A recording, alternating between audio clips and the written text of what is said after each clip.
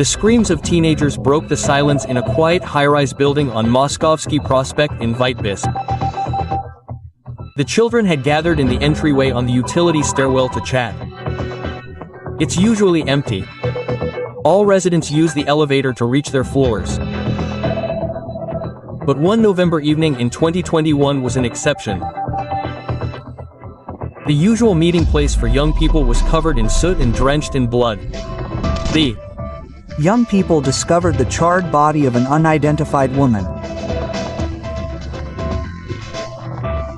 It was clear this was an unusual occurrence.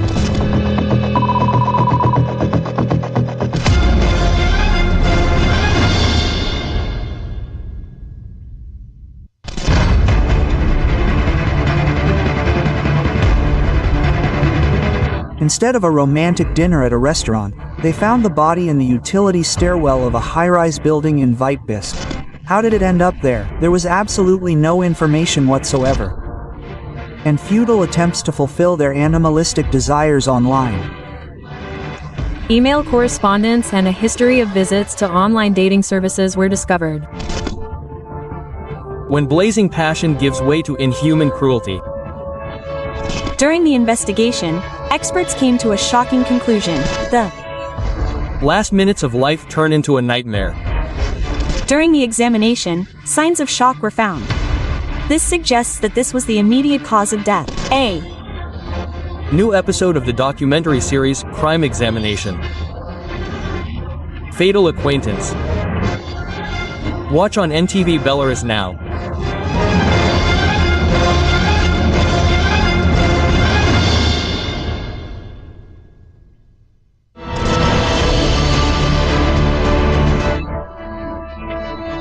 An autumn day in November 2021 was drawing to a close, and the work of the investigative task force, which had arrived at the entrance of a high-rise building on Moskovsky Prospect in Vitebsk, was just beginning.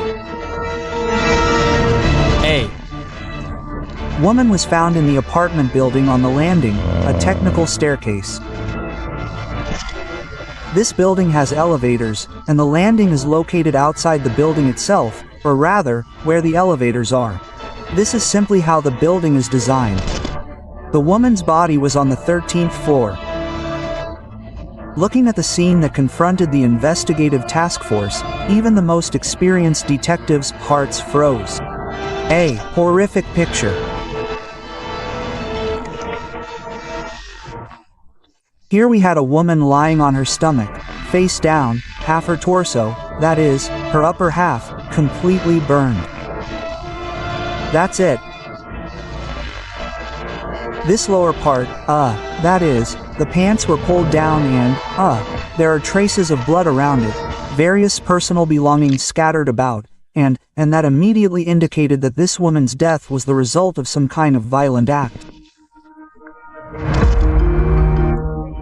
Another fact that didn't even say, but literally screamed, that the death was criminal. Near the deceased's body lay her personal belongings, keys, a necklace. However, there were no documents. It's unlikely that an adult woman would have left the house without a bag, much less a phone. It wasn't found at the scene either. This would only be credible if the now deceased lived in the same high-rise building. Detectives went through every apartment in the building. And it soon became obvious that this woman didn't live there. Her personal information was unknown. How she ended up there. That is, there was absolutely no information. The forensic experts understood perfectly well that a lot now depended on them. Any object found during the examination could later become evidence. We had established boundaries for the search. To begin with, we established boundaries between the 13th and 14th floors, specifically this technical staircase, and gradually began examining it. Various objects were discovered from bottom to top. Everything was recorded and seized. The experts had to examine the staircase literally centimeter by centimeter. Additional experts were brought in, who also examined the landings that went down to the very first floor, in order to, find at least some clue, some object, that would help later establish the circumstances of the crime, because, I repeat, well, there was absolutely no information. I mean, who was this woman? Under what circumstances did she end up there? The forensic experts seized everything that was near the body at the time, and even hypothetically, that could even bring them one step closer to the perpetrator. During the crime scene examination, bottles and cigarette butts were seized. At the initial stage, objects that could be visually detected were seized. After, shall we say, a visual inspection and the seizure of various objects, I then began identifying invisible traces, that is, treating surfaces with electroscopic powder. And at this stage, the experts had their first success. During the examination of the staircase, forensic experts discovered a fingerprint next to the body of the deceased. It did not belong to the deceased woman, and the experts were able to establish this with absolute certainty. It had been left quite recently. Considering the fact that, other than the traces of the deceased herself, nothing else was found on the staircase of the 13th floor of a high-rise building on Moskovsky Prospect in Vitebsk, the task force concludes that they have most likely tracked down the perpetrator.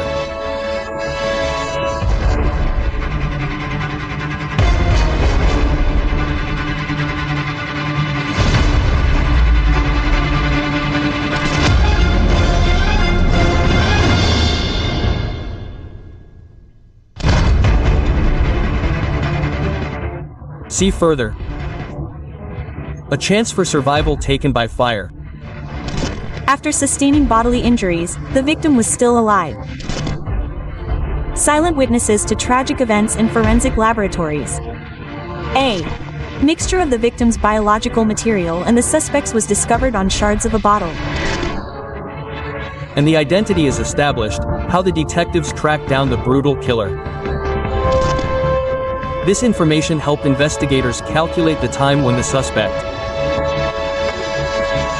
could have been near the house. A fatal acquaintance. Continuing the new episode of the documentary series Crime Examination. In a few minutes on NTV Belarus.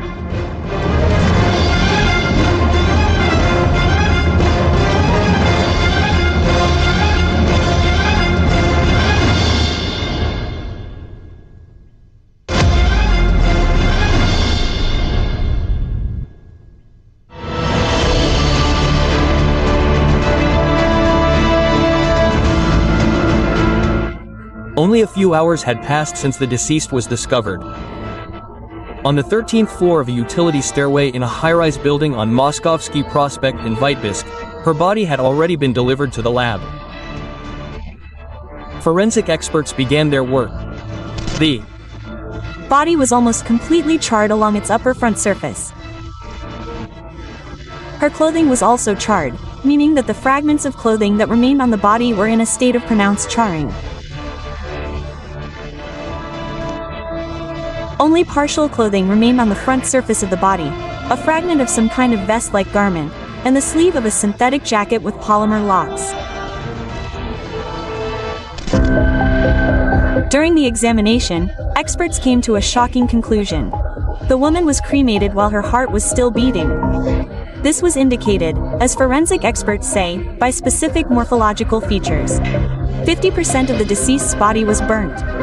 Dead tissue doesn't produce such hyperemia, that is, swelling and redness of the skin. When dead tissue is burned, yes, there are no lectures, that is, the organism is already dead, the tissues are dead, there are no specific biochemical reactions occurring. That is, in a living organism, they do occur and produce reactive changes. That is, any injury we receive, a wound, abrasion, blood flow, begins its own life there. That is, the body's cells accumulate there, escape, and begin some kind of reparative, restorative processes. The theory that a fire could have started in the stairwell wasn't even considered, since there was no ignition source near the body. Someone had set the woman on fire. Only before that, and this also became clear, within the walls of the forensic laboratory, she had been brutally beaten and abused. Furthermore, the autopsy revealed bodily injuries in the form of blood clots, abrasions, and contusions in the head area.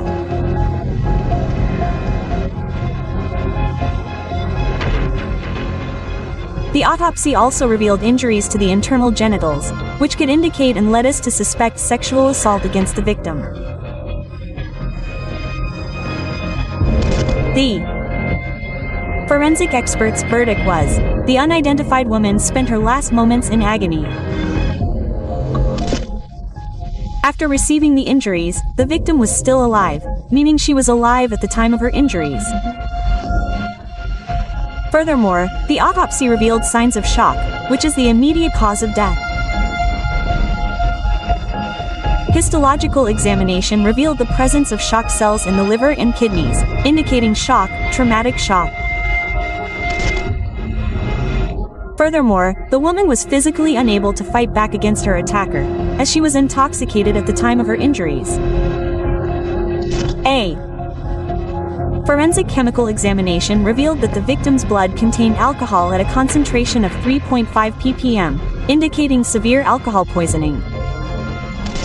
In fact, the forensic examination proved crucial in this high-profile criminal case. It also answered one of the main questions of the investigation: how long ago had the woman died?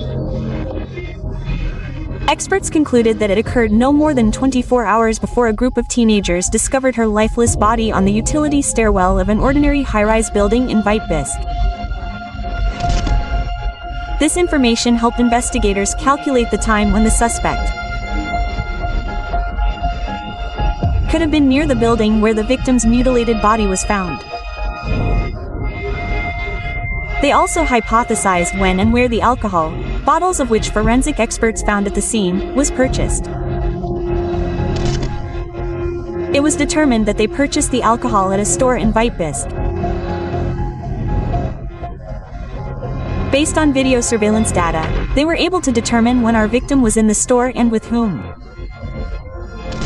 This footage also helped establish the identity of the murdered woman. She turned out to be a 38-year-old resident of Vitebsk. According to the case file, the woman was unemployed. While processing this video, the suspect was subsequently identified. This suspect's whereabouts were later established. Soon, law enforcement officers stood at the door of the 32-year-old unemployed man's apartment. He officially became the prime suspect in the brutal murder of the Vitebsk resident.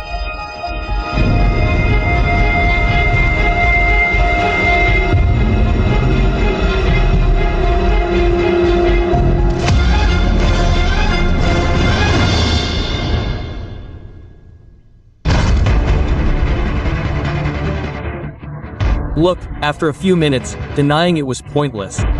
Given the weight of the evidence, he, in principle, then began to speak out. After all the investigators' suspicions were confirmed by forensic laboratories. This information subsequently made it possible to establish the suspect's involvement in the crime. And the accused's mental state became the subject of a forensic psychiatrist's examination. On that fateful evening, the man could have stopped at any moment. A fateful acquaintance, the denouement of a crime drama immediately after a short commercial on NTV Belarus.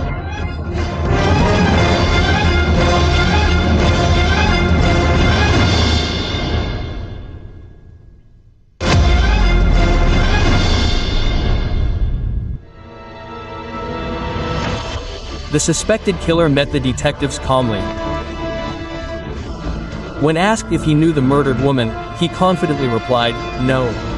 He claimed he'd never seen anyone like her before, hadn't met anyone the day before, and had spent the entire day at home.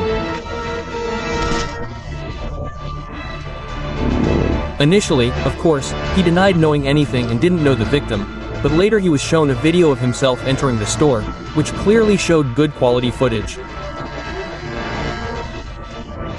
Alcohol was clearly visible in the footage. The bottles of alcohol purchased at the store were a perfect match for those found at the murder scene by forensic experts.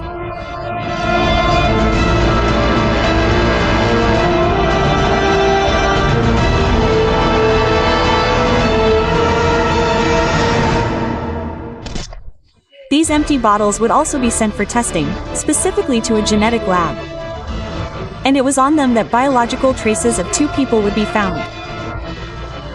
The brutally murdered woman, found dead on the utility stairway of a high-rise building in Vitebsk, was already the prime suspect in the brutal murder. Other tests were also conducted in the same genetic lab, which later formed the basis for the guilty verdict.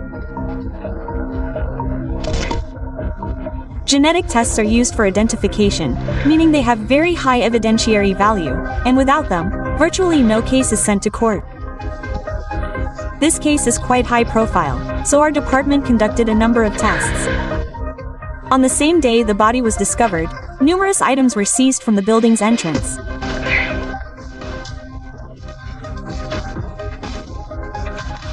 Our tests proved that the victims and suspects were indeed together on the landing, drinking alcohol, and spending some time there.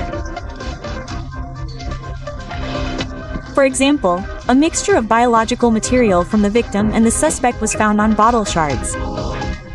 A chain of epithelial cells from the victim was also found. Even one of the cigarette butts contained a mixture of biological material, his and hers.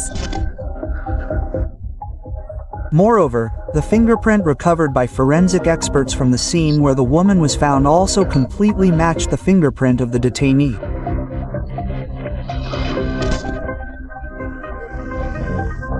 An examination was conducted based on this, trace. That is, the conclusion of this examination was that the fingerprint recovered from the scene was made by the suspect's left thumb, which confirmed his presence, and, well, participation in the entire incident.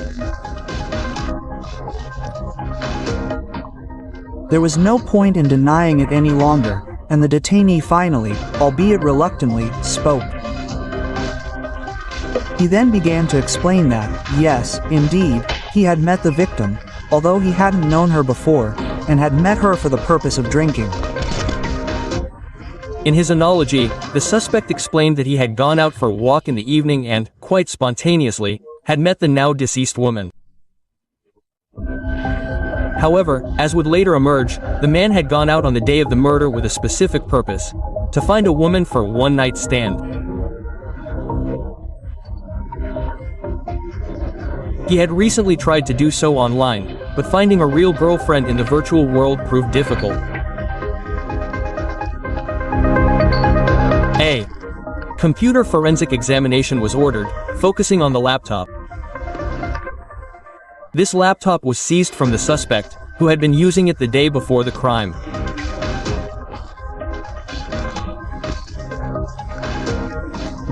Using specialized software, we discovered email correspondence, internet activity, and internet browsing history, including one popular online dating service.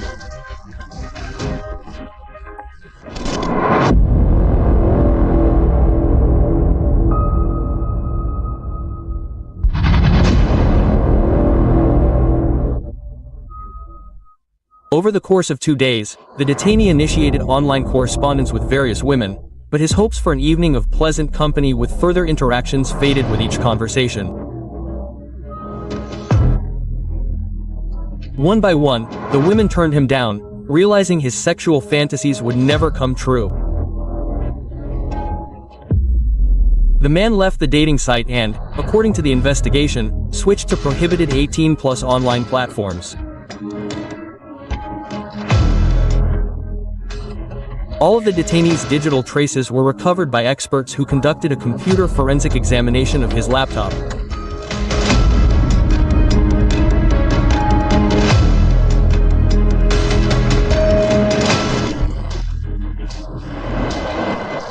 This information was subsequently passed on to the investigative authorities and allowed them to establish the suspect's involvement in the crime.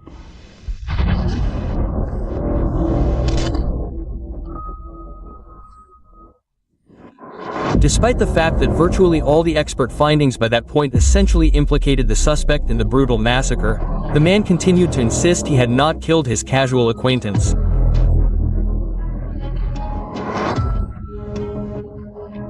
According to his version, he had simply had a drink with the woman, not even sexual intercourse, and then went home to sleep. At the time, he was unaware that the mute witnesses of that fateful evening remained on his clothes.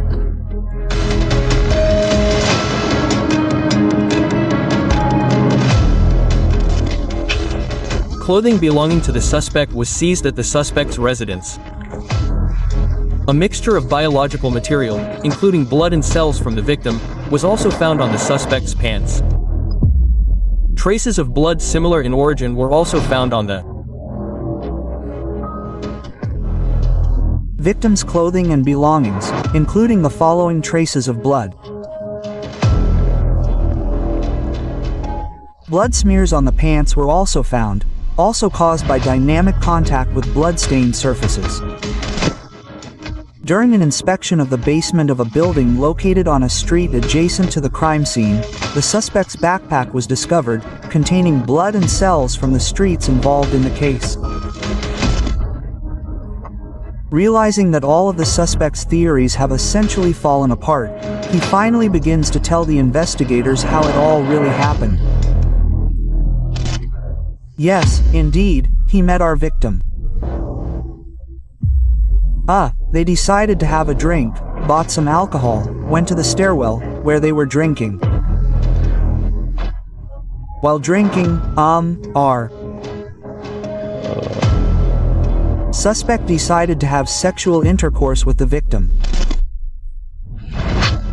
Considering the fact that forensic experts found biological material from the suspect under the victim's fingernails, the investigation concluded that the woman resisted, trying to fight off her new acquaintance. This, according to the investigators, is what enraged the detainee. So, under the weight of the evidence, he then basically began to say that, yes, indeed, something came over him, she insulted him. An argument ensued between the victim and the suspect. As a result, she suffered bodily harm. According to the suspect, he believed she was already dead in order to cover up the crime. He set her on fire, doused her with flammable liquid, and then set her on fire. A psychiatric examination diagnosed the detainee with mixed personality disorder. This means he is prone to aggression and impulsive behavior. However, he has no problems with willpower. This means he could have stopped at any moment that fateful evening. But for reasons known only to him, he didn't and ultimately stood trial. Themis found the 32-year-old Vitebsk resident guilty of rape and murder and sentenced him to 24 years in prison. The verdict was handed down in April 2022.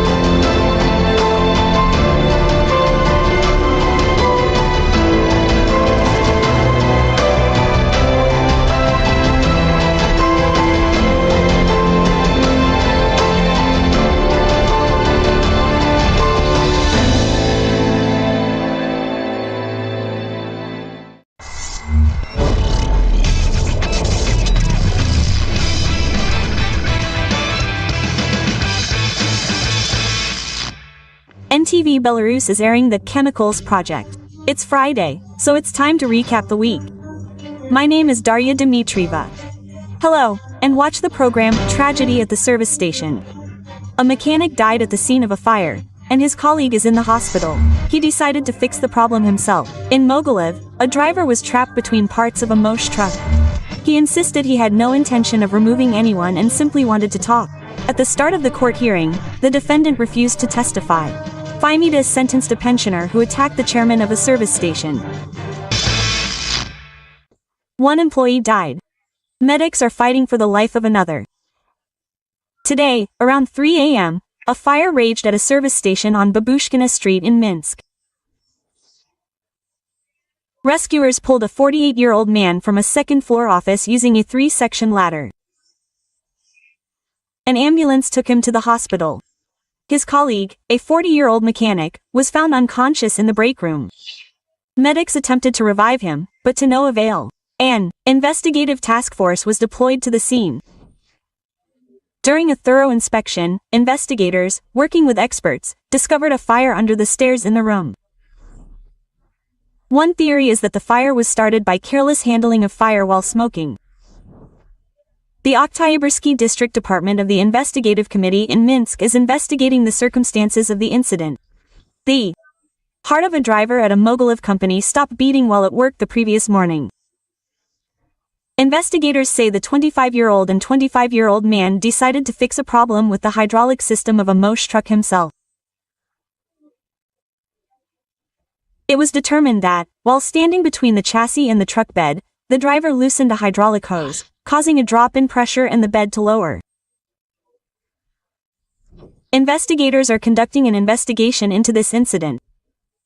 Particular attention will be paid to the causes and conditions that contributed to the man's death. This morning, 4 cars collided on the Minsk Ring Road near Nezavisimosti Avenue due to failure to maintain a safe distance, according to traffic police, a Toyota, a Lada, and 2 Pugos. A 27-year-old passenger in the Japanese car was forced to move into an ambulance. No one was injured in the massive accident that occurred yesterday evening on Dzerzhinsky Avenue in the capital. According to preliminary traffic police reports, the driver of the Audi lost consciousness. The uncontrolled car struck an oncoming Nissan, then crashed into a red Volkswagen, a Moss and a Dongfeng. The suspected culprit of the accident on Plekhanov Street in the capital was taken to the hospital. According to traffic police, the 55-year-old woman, while turning left, failed to yield to an oncoming BMW. The impact caused the Russian car to leave the roadway. And in the Dzerzhinsky district, according to preliminary traffic police reports, a 66-year-old taxi driver failed to yield to a UAZ while exiting a secondary road last Wednesday afternoon. A 54-year-old passenger in a checkered Volkswagen was taken from the scene of the accident to the emergency room. An 18-year-old man was hit by a taxi on Panchenko Street in Minsk. As can be seen in this footage, he ran onto the crosswalk from behind a stationary vehicle. The 45-year-old driver was unable to react. The victim's clothing was not marked with reflective tape. He was taken away by ambulance. Also at a crosswalk in Kalinkovichi, a Tesla driven by a 34-year-old man struck a 50-year-old woman. The victim was hospitalized.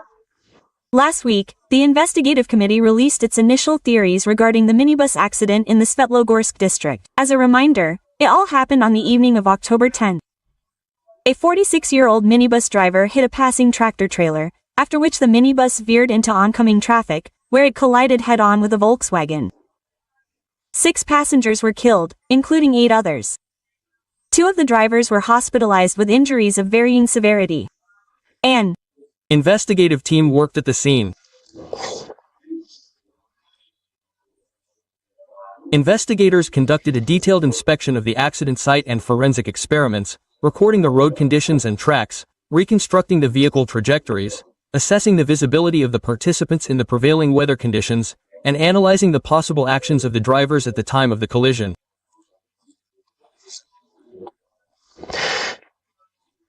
Specialists from the State Forensic Examination Committee have been tasked with conducting a series of expert examinations aimed at establishing the circumstances necessary for a procedural decision. A criminal case has been opened under Part 3 of Article 317, violation of traffic regulations or the operation of vehicles by a person driving a vehicle, resulting in the unintentional death of 2 or more persons. The investigation has been entrusted to the most experienced officers of the main investigative department, the Central Office of the Investigative Committee, specializing in criminal cases of this category. Investigators have currently determined that the minibus was traveling at a speed exceeding the permitted speed limit for the section of road in question. The minibus was equipped with seat belts. However, an analysis of the investigators' available data suggests that most of the passengers, including the driver, were not wearing seat belts at the time of the accident. At the time of the collision, the tractor's yellow flashing beacon was operating. However, the vehicle and trailer's parking lights were inoperative.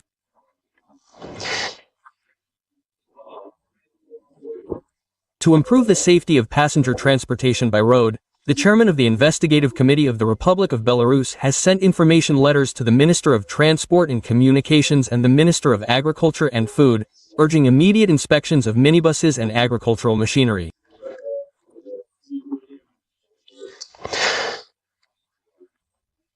Particular attention has been called for ensuring that drivers comply with rules for the safe transportation of passengers, speed limits, traffic regulations, and the use of seatbelts, as well as taking effective measures to prevent faulty vehicles from participating in traffic. A pensioner from Volkovisk set a posthumous record.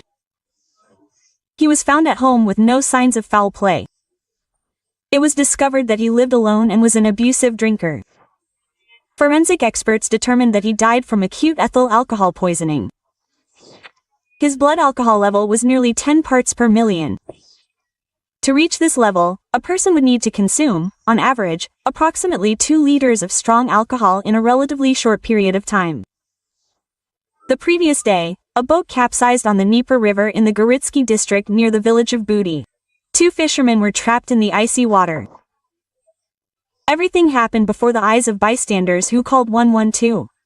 By the time the rescue service arrived, the men were still afloat thanks to their rubber flotation device.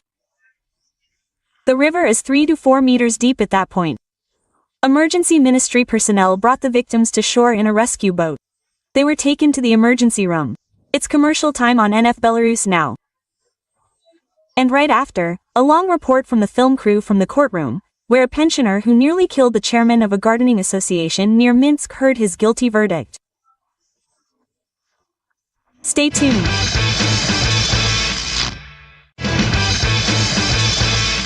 On Belarus, the new project ЧП.BY and I, Darya Dmitrieva, are on air. We continue to recap the past Friday and the week. Don't miss the next one. He denied his guilt to the very end. The pensioner who attacked the chairman of the gardening association was sentenced to 18 years in prison. Our film crew's report from the courtroom. A Nazi collaborator was found guilty of genocide against the Belarusian people without a statute of limitations. And how did a student from a Minsk university behave when caught on CCTV? Spoiler alert, he's currently under investigation. She survived thanks to a neighbor. The previous day, Themis sentenced a pensioner who attacked the chairman of a gardening association near Minsk and nearly killed the woman in her own home. According to the indictment, he hit the victim on the head, pulled her hair, strangled her with a microwave cord, and then injured her again with a champagne bottle. When the victim managed to escape and run outside, he chopped off her fingers in front of her neighbor. My colleague Anna Chernievskaya attempted to reconstruct the chronology of this horrific story. I had every reason to fear that this man would carry out what he started. Especially since he himself said as much, "I'll kill you anyway." Of course, most of all, I wish none of this had happened, and that we weren't standing here now, listening to this verdict. After Themis's decision was announced, the victim breathed a sigh of relief. 18 years in prison is a harsh sentence for a 63-year-old pensioner found guilty of attempted murder with particular cruelty in connection with his official duties. His relationship with the new head of the housing association didn't go well from the start. Galina took office last spring. There were many reasons for their arguments, but the main one was moving the electricity meter outside the property. On that fateful day, December 12, 1924, the debtor's power was cut off. This was the last straw. He broke into the woman's house and lost control of himself. Call the police. Please, call the police. What have you done? Nothing. Call the police quickly. Get away from her. Are you crazy or something? Please. Get away from him. Get away. Are you stupid or something? Who are you? What are you doing away from her? Get away from her, I said. I've gotten away. Are you insane? Get away. Close yourself quickly. Close yourself. The accused struck the victim at least 3 times, hitting her on various parts of her body, including vital organs. The accused also dragged the victim by the hair, strangled her with an electric cable, and held a knife to her ear and eye. His actions were accompanied by damage to the victim's property and death threats. A commission of experts at the State Forensic Expertise Committee for Minsk Oblast conducted forensic examinations of the victim to determine the nature and severity of her injuries. The forensic examination revealed multiple bodily injuries caused by various traumatic objects, namely the amputation of the second, third, fourth, and fifth fingers of the right hand, multiple wounds to the right hand, multiple head wounds, a skull fracture, specifically the frontal bone, and a fracture of the left scapula, multiple bruises and abrasions to the head, neck, torso, and extremities. A real struggle for life ensued in the victim's garden shed. She later admitted that she even tried to grab a knife from the table and stab her attacker. Another neighbor came running at the woman's screams. Outside, right before his eyes, the enraged defendant chopped off the victim's fingers. He was stunned for a few seconds by the sight, then called an ambulance and the police, administering first aid and bandaging her hand. The woman was practically unconscious at the time. Doctors would later say that she would have died from blood loss if she hadn't died. At the beginning of the trial, the defendant refused to testify. He only partially admitted his guilt, insisting he had no intention of killing anyone, and he continued to insist on this when given the final statement. He claims he went to the presiding judge with only one question: to find out the phone number of the electricians who, in his opinion, had illegally disconnected the power to the house. He had been chopping wood on his property that day, which is why he brought the axe. The defendant did not complete his criminal intent to kill the victim due to circumstances beyond his control, as the victim had received timely qualified medical care, and, accordingly, the defendant's actions were prevented by witnesses. The defendant essentially pleaded not guilty in court. I have 2 more surgeries ahead, and only after them will it be more or less clear whether I will be able to use my fingers. My moral condition, of course, leaves much to be desired. The defendant will be obligated to pay Galina 70,000 rubles as compensation for moral damages. If the verdict is not appealed, and both parties still have time to do so, the elderly man will spend the next 18 years in a maximum security penal colony. Anna Chernievskaya, Alexander Beretsky, Emergency. Time to summarize. Today, the Supreme Court announced the guilty verdict against Osip Vinitsky, a Nazi collaborator and commander of the 1st Company of the 118th Ukrainian Security Police Battalion. This is the 4th verdict in the history of sovereign Belarus in a criminal case concerning the genocide of the Belarusian people during the Great Patriotic War. The criminal case established 17 counts of Vinitsky's criminal activity as part of the 118th Punitive Battalion. Evidence has been collected implicating him in the brutal murders of over 400 residents of the Byelorussian SSR, including 146 children. It is undoubtedly very important that Vinitsky's actions, which have no statute of limitations, have received an appropriate legal assessment. And now, not only from a moral but also a legal perspective, we can assert that Vinitsky is not a hero of the liberation movement, not a freedom fighter, as he is portrayed in some foreign media and printed publications. He is a brutal murderer of women and children, a punisher who swore allegiance to the Nazi regime. I am convinced that Vinitsky's guilty verdict will serve the goal of preserving the historical truth and protecting the memory of the price paid by the Belarusian and Soviet people as a whole for victory in the Great Patriotic War. Certainly, each episode of Vinitsky's criminal activity was distinguished by extreme cruelty. And along with the reprisals against the civilians of Katan, there were other punitive actions, 17 in all. Vinitsky and his subordinates destroyed at least 9 villages, along with their inhabitants.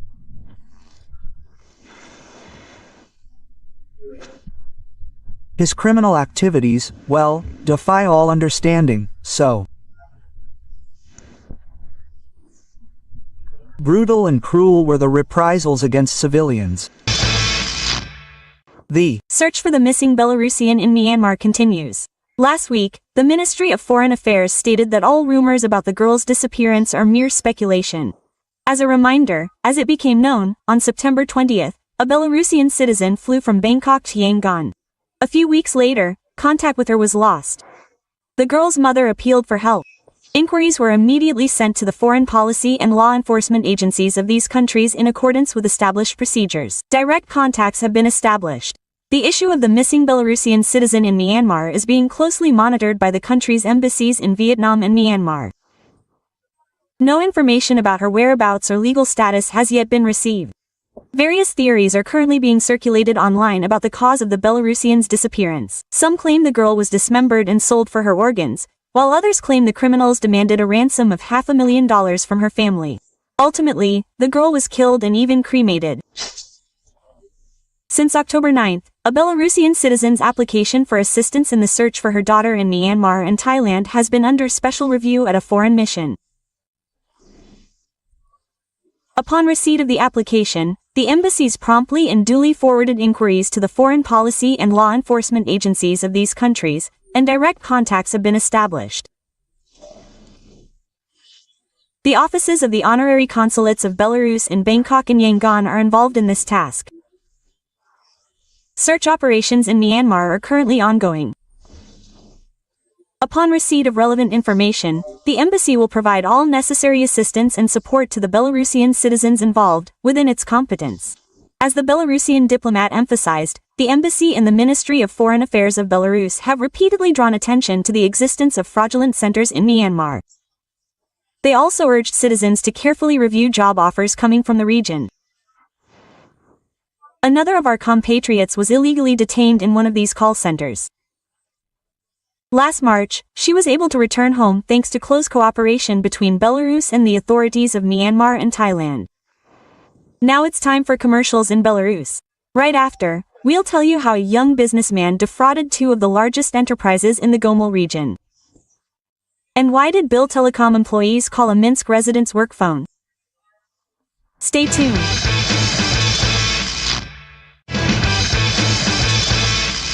The ЧП.BY project is back on air Belarus with me, Darya Dmitrieva. Don't miss the final part of the program. A car with a secret. Grodno customs officials prevented a traveler from illegally bringing a batch of spare parts into our country.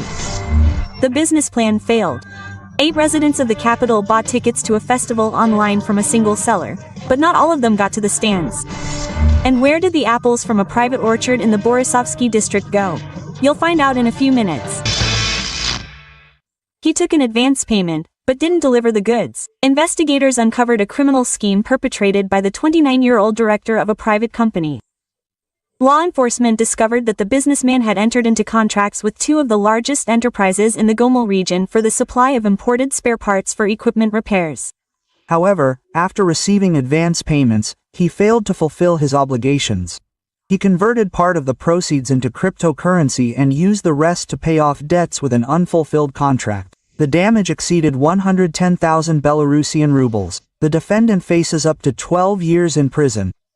Grodno customs officers discovered spare parts for industrial equipment in the car of a Belarusian returning home from Lithuania. The 46-year-old man was crossing the border through the Red Corridor at the Kameny Lok checkpoint. He filed a declaration for the temporary transport of his vehicle and claimed he had nothing else to declare. However, customs officers doubted his honesty and sent the car for a more thorough inspection.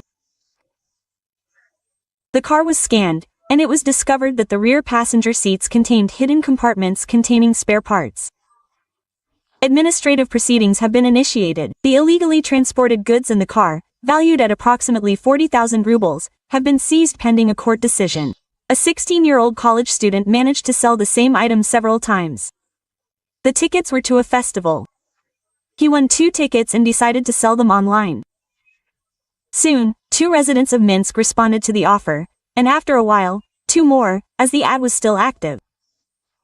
The young man made a deal with them. I found 2 concert tickets on Kufar and contacted the seller. He gave me the card number, and I transferred 100 rubles. When I showed the tickets to the concerts, I was told that someone had already passed through. He sold 2 more tickets, belonging to his sister, using a similar scheme. On the day of the festival, 4 of the 8 customers who arrived late were denied entry and reported the matter to the police. The teenager pleaded guilty and returned the entire amount owed to the victims. However, a criminal case for fraud was opened. A 53-year-old woman from Minsk became the latest victim of telephone scammers.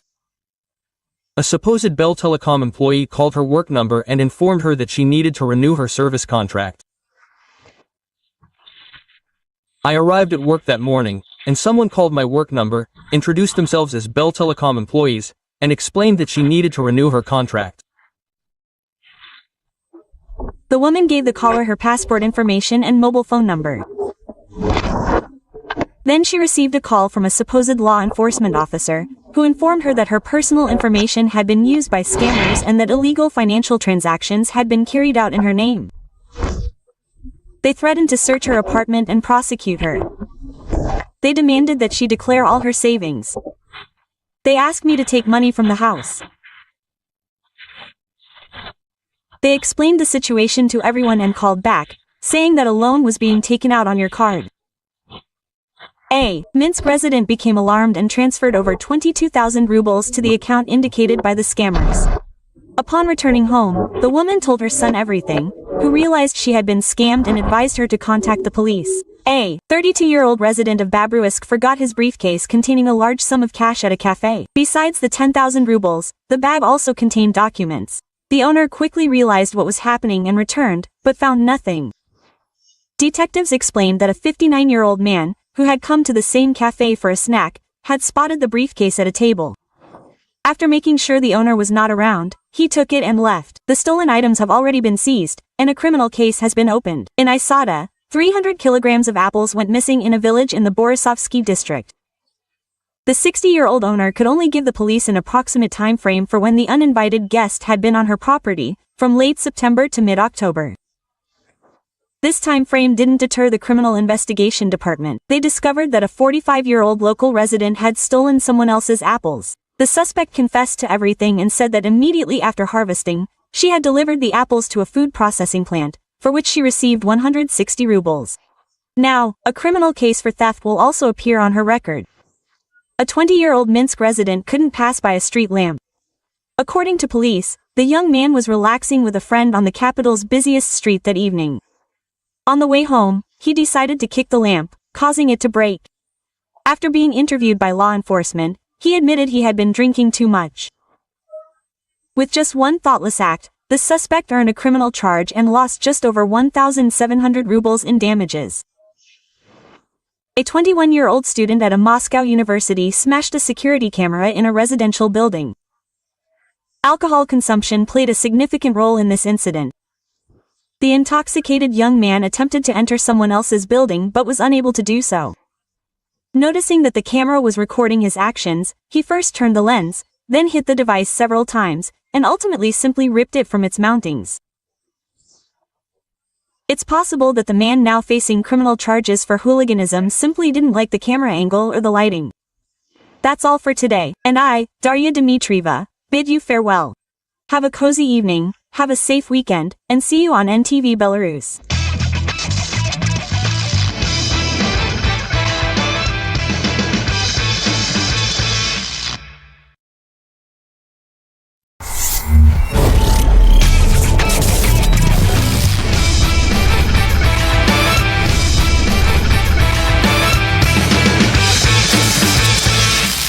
В эфире НТВ Беларусь, проект ЧП.БАЙ о самых громких преступлениях и чрезвычайных происшествиях минувших выходных и первого дня новой рабочей недели расскажу вам я, Анна Чернявская. Здравствуйте и смотрите в программе.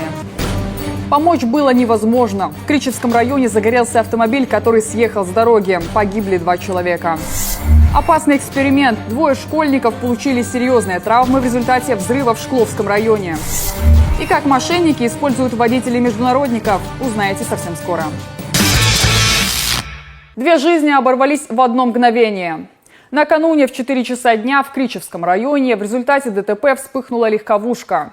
По предварительной информации госавтоинспекции, водитель «Фольксвагена» недалеко от деревни Зайцево-Слобода не смог справиться с управлением авто, из-за чего машина вылетела в кювет, врезалась в придорожные деревья и загорелась. 2 человека погибли на месте, их личности устанавливаются. Возбуждено уголовное дело. Примерно в это же время в агрогородке Боровое, это Дзержинский район, погиб 45-летний местный житель.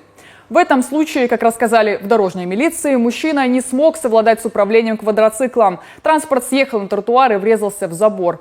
От полученных травм водитель скончался до приезда скорой. Известно, что мотошлема на нем не было. А сегодня утром в Мозыре под колесами авто погибла 63-летняя женщина. 50-летний водитель «Опеля» на улице Интернациональной, сообщили инспекторы ДПС, не затормозил перед пешеходом, которая дорогу переходила по зебре. Еще один пешеход, несовместимый с жизнью травмы, получила субботним утром в Солигорском районе. 23-летний водитель «Тойоты» на дороге Минск-Микошевичи, по данным ГАИ, не пропустил 50-летнюю жительницу агрогородка Старобин. Она тоже проезжую часть пересекала по нерегулируемому пешеходному переходу слева направо по ходу движения автомобиля. Женщина скончалась на месте, проводится проверка. Отсутствие на одежде фликеров могло стать причиной аварии в Витебском районе. 49-летний мужчина шел по дороге, 35-летний водитель, по информации госавтоинспекции, среагировать на пешехода не успел. Пострадавший госпитализирован. Сразу 2 человека вынуждены были отправиться в приемный покой после ДТП в Червинском районе.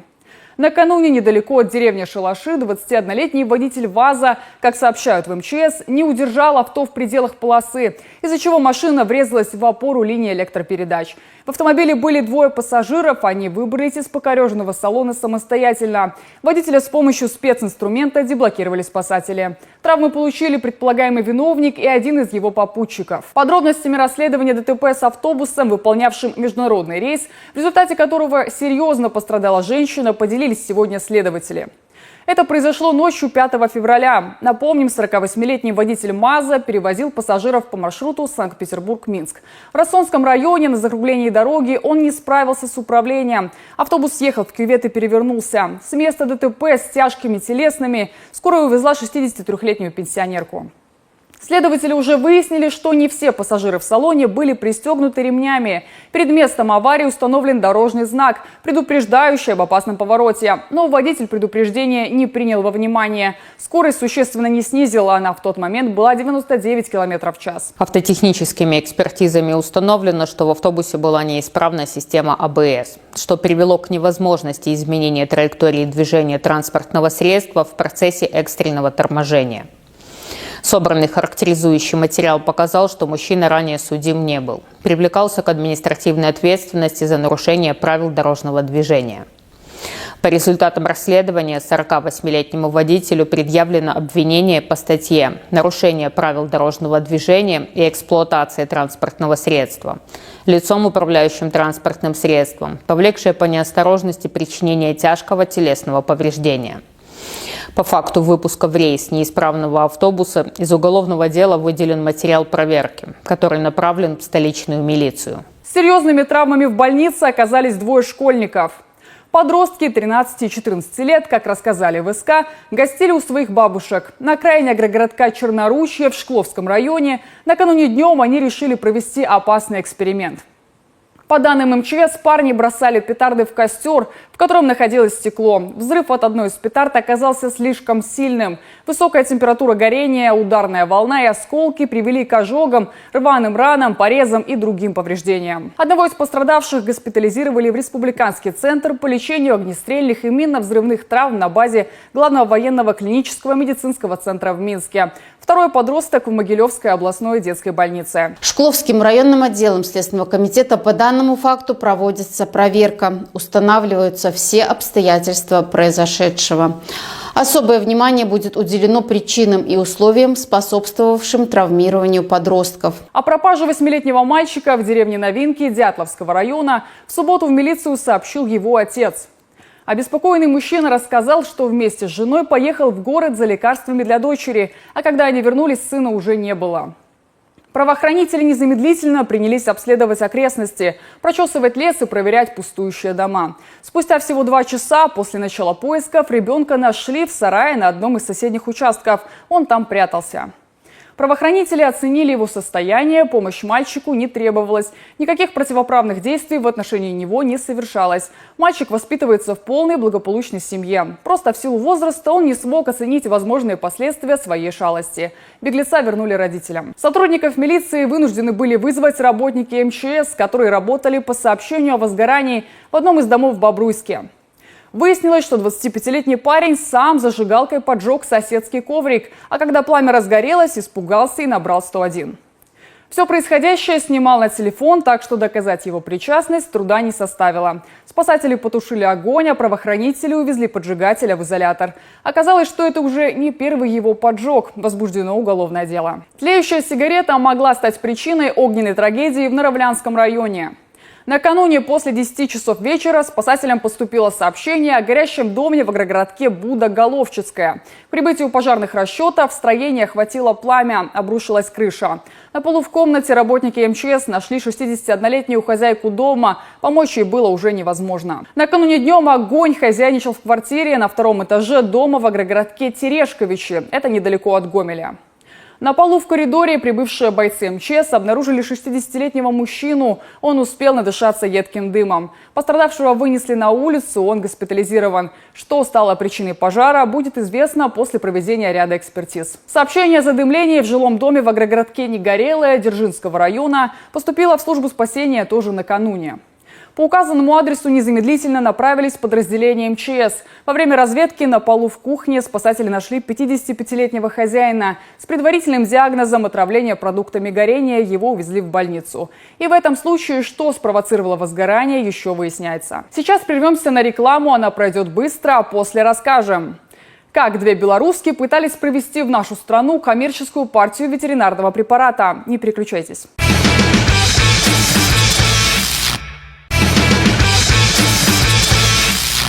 В эфире НТВ Беларусь, вновь проект ЧП.БАЙ и я, Анна Чернявская. Смотрите далее.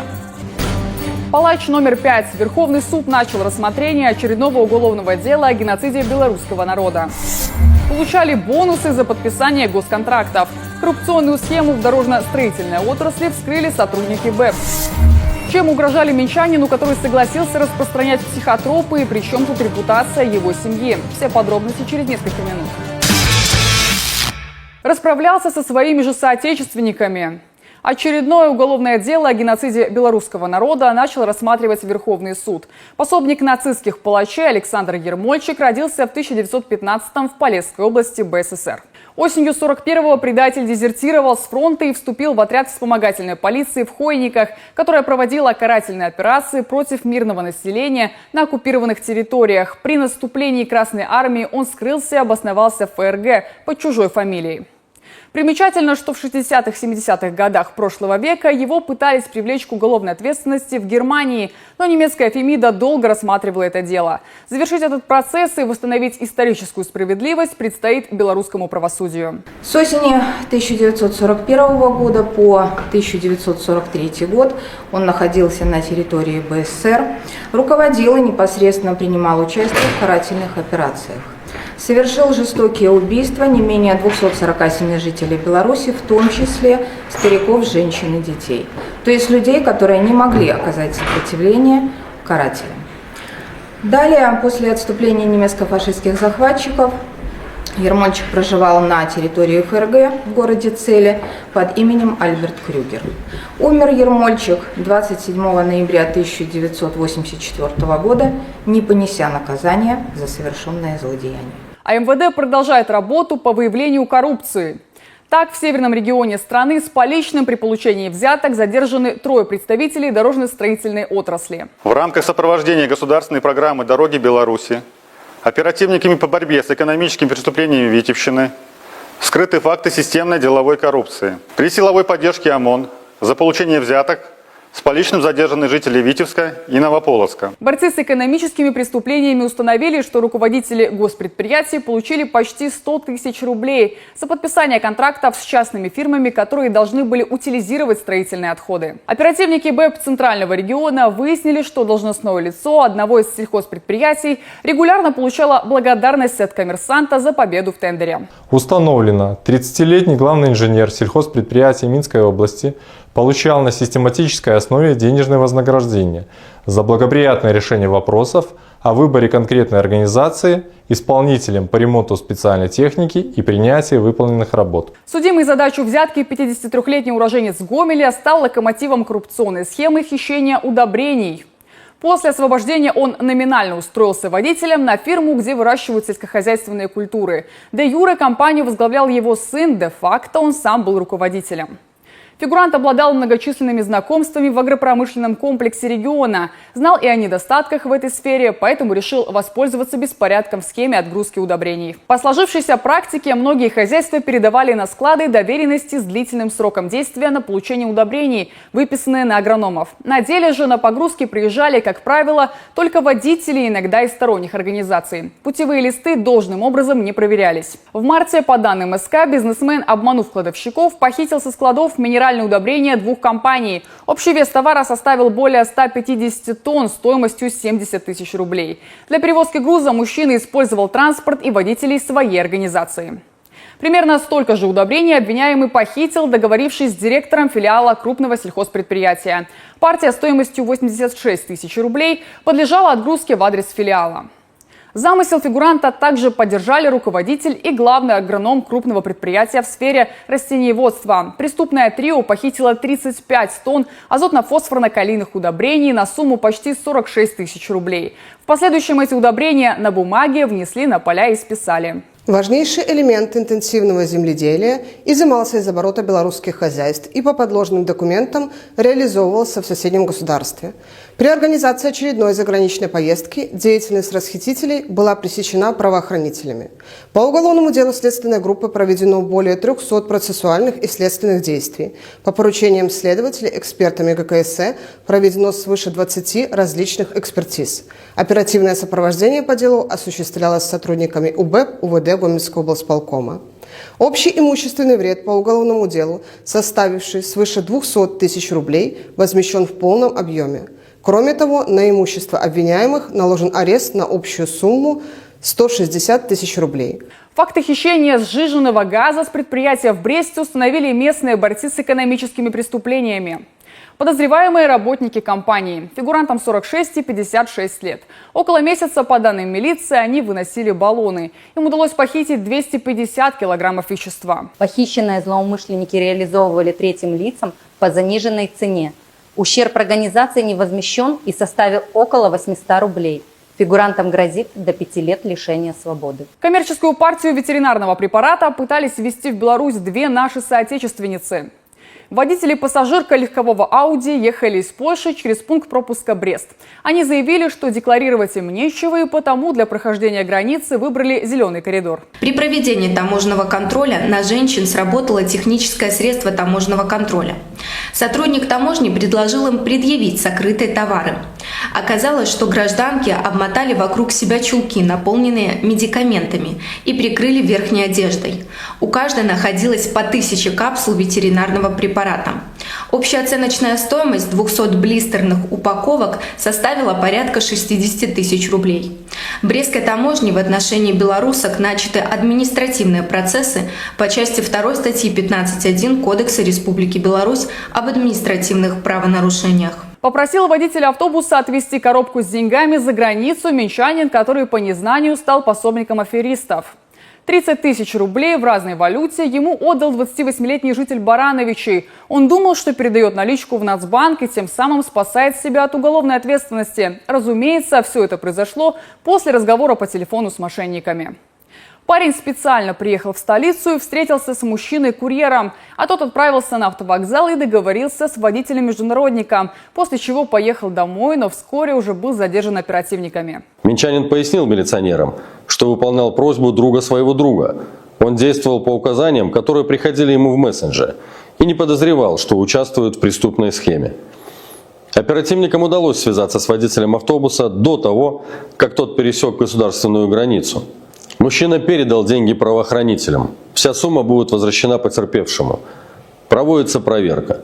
Сотрудники наркоконтроля Ленинского РУВД совместно с оперативниками органов погранслужбы наручники надели на 37-летнего минчанина.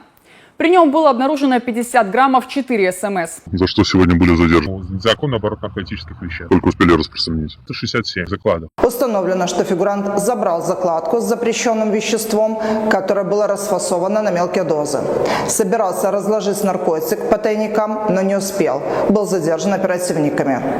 Со слов фигуранта, в социальной сети ему написал неизвестный и запугал тем, что распространит ложную информацию о его родственниках.